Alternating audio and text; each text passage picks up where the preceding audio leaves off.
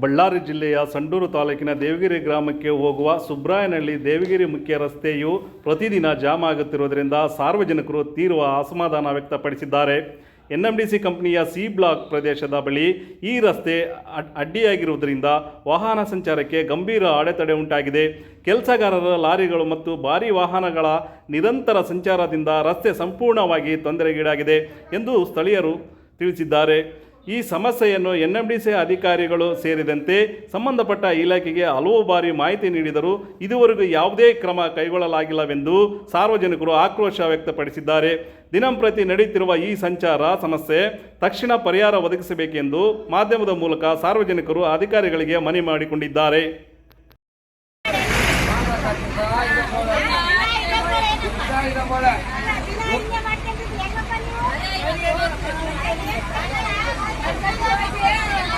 ಅಲ್ಲಿ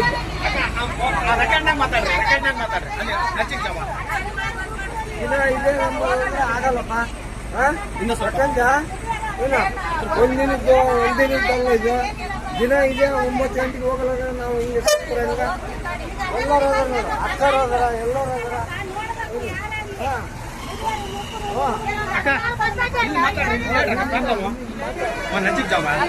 ಏನ್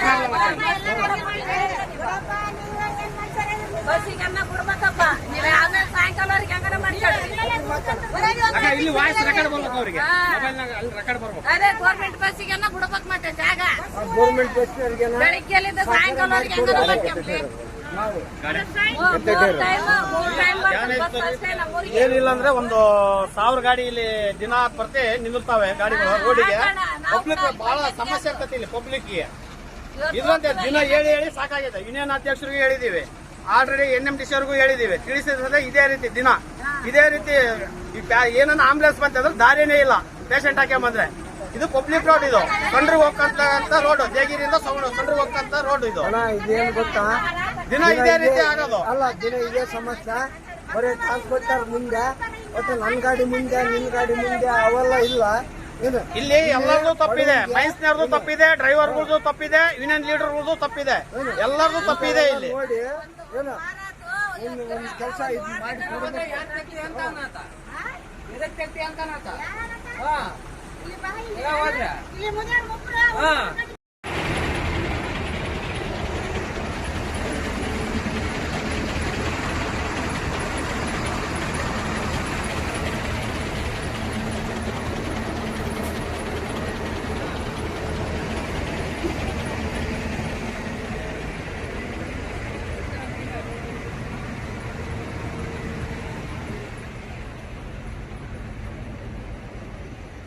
ಎಲ್ಲ ನಿಂತಿರೋ ತೆಗೆ ಅವಾಗ ಇದಾಗ್ತೀವಿ.